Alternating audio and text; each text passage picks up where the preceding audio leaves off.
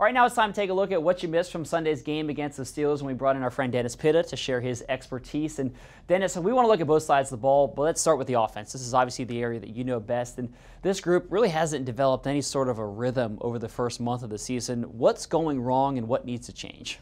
Well, unfortunately, there's a few things that need to change and a few things that have been going wrong.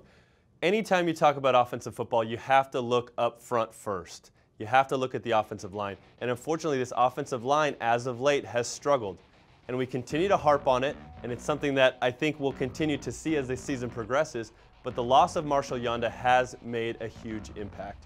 Even date back to when Alex Lewis went down in training camp. There's a lot of new parts on this offensive line. When you have new faces, when you have guys that haven't worked a lot with each other, the communication sometimes is lacking. And so you see blitzes that come unprotected, guys that aren't moving into the right spots to pick up a certain blitzer, and things of that nature. Yeah, you know, Joe talked after the game. They had so many, they had to go dump off short passes, and he said the reason for that was the type of defense that the Steelers were playing. Listen to Joe after the game.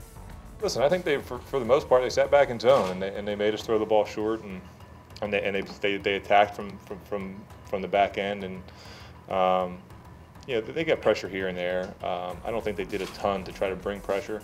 You know, they brought the nickel here and there off the corner, and we got the ball out of our hands most of the time when they brought pressure like that. I think a couple of times they actually got to me. It wasn't like they were doing anything special. As we just heard Joe say, this has really been the trend over the last couple of weeks and the formula for success for these opponent defenses. They've been rushing 4, sometimes 5 people, enough for us to block, but still been generating pressure and able to sit back in those zones and either force Joe to get the ball out of his hand too quickly or get to him before the routes can develop. Here's a couple of plays that kind of really illustrate that. Let's take a look at this first one, and this is to your point. It's not like the Steelers brought the house on this blitz here, but they were still able to get pressure on Joe. Right, they're only rushing 5, and as Joe mentioned in his quote, they didn't do a lot of sophisticated things. They're bringing just a corner off the slot, rushing 4 down linemen. We have 7 people to protect this. It should be an easy pickup. But you look at the right guard in this scenario, Matt Skura. He steps down, the right tackle, Austin Howard, steps out. You leave the B gap, the area between the right guard and the right tackle, wide open. And number 91 comes through untouched, rushes the throw for Joe. And what should be an easy completion, just a 3-step, quick hitch to the outside, becomes much more difficult. His arm gets hit and Mike Wallace has to make a tremendous diving grab. Yeah, that's kind of what we've been seeing. The Ravens are having to fight for every single yard. This is a similar situation. He has to get the ball out of his hands in a hurry here, and it's another short gainer. Yeah, and here, another easy blitz to recognize. It's a 3-man rush. They add a 4th defender off the slot. And Joe, unfortunately, because the guy is unblocked, has to get the ball out of his hands quickly to Macklin in the flat. And so you take a look at this back view here. Again, you have miscommunication issues between the right guard and right tackle.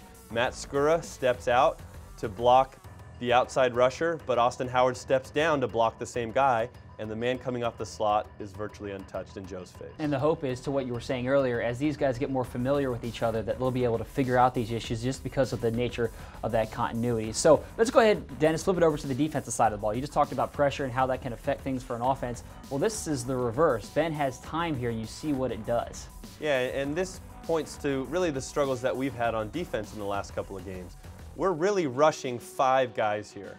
And you look at the time that Ben has to sit back there. He takes 4 hitches.